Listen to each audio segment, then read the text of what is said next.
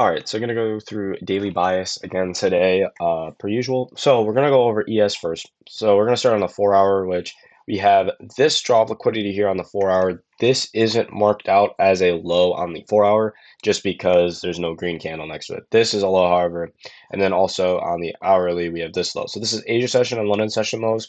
This looks really good to take out, then move back up to London session highs. However, obviously we see we are significantly closer to London session highs than London session lows, but those are very, very close to one another down here. I would like to see both of these get swept out and then rally back up. Obviously, the new week opening gap got completely filled in yesterday. So nothing to worry about there. There's obviously nothing to go off of.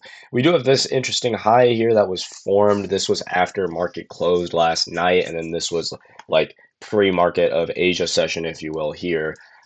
That generated this high. I wanted to keep London session high or New York session highs, like I guess okay, like not touched, but we already swept them, so they're irrelevant now to us. And then we have New York session lows down here and whatnot down here. I'm not even going to worry about that. Price is not going to reach down there, at least on ES. So what I really would like is to see this rally on down here. We sweep out both of these lows here. We rip through these lows, and we rally up. That would be a plus setup. I will take a long off of that. NQ, more or less the same thing. We do have some more obtainable lows, I think, with NQ. I know NQ moves significantly faster and a little bit more aggressive, I guess you could say.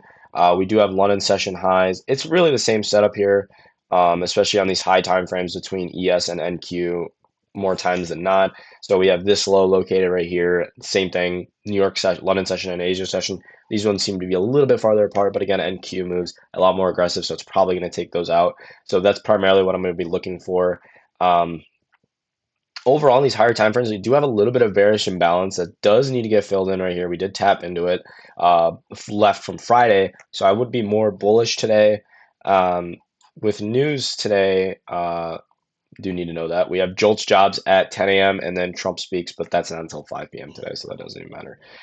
So Jolt's jobs, I don't know how high impactful it is. I'll probably wait till after that because usually trading in news, usually regardless of the news, as long as it's high impact, probably going to do something. So looks like we're already starting to kind of get some wicks down here. So I will be definitely looking for a long here, see all these lows get swept out, and then we get a really nice move up. But again, we are right next to London session highs, so we could see quite the opposite here. But we do have this nice bearish order block right here actually too. So we could see both ways. Really good targets would be um, London session and Asia session. So I'm not really married to a bias usually. Obviously, if price was like hovering within this bullish order block, I would be full bullish because we're right here. We can sweep these out. But again, we could go the opposite way. We could take out a London session highs and then get a complete fake out, which is probably what we'll get because London session was more or less bullish the entire time. And London session failed to take out Asia session low. So we're probably going to see a sweep of these highs located up here and then get a continuation to the downside. So probably just get the London reversal or whatever that I like to look for. Same thing with NQ. We got more or less the same setup here. We do have this really nice bearish order block right here. This high time frame hourly one, we could just come up, take out London session highs, and then move down. Obviously, I would wait for price to go higher to take out New York session highs if they were still intact, but we already swept them up here. So we do have this high. I don't think we're going to reach that high. I think we're going to get a sweep off of either one of these lows here or London session highs right here and get a reaction. So that's pretty much it for today. I didn't do a trade recap yesterday because price action was just miserable. I know TGR took a decent trade on a short after a liquidity sweep, but I couldn't find anything. Price looked a little bit too choppy for me. It wasn't like super clear cut. Definitely could have taken a short though yesterday because London session and Asia session were going to get taken out regardless. So we had London session highs get taken out. A good target would have been London session lows, and of course those got smashed.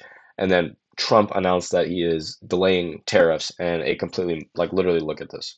This is what it looked like yesterday. This is when Trump said he's delaying tariffs. This is exactly what happened. We swept out London session lows, and then we just jumped. I mean, it was literally like two candles. It was absolutely ridiculous. So, like I said, like literally two candles. So that's it for daily bias today. Really, either way, I'm usually not married to a bias. Sometimes being married to a bias can keep you out of a shitty trade, and sometimes you miss out opportunities. But I haven't really missed out. If I get an A plus setup, I've been really, really good on executing. So regardless if I win or lose, I've been pretty good on executing. So that's gonna be it for daily buys today. We'll do a trade recap today, going over the market, and that's pretty much it.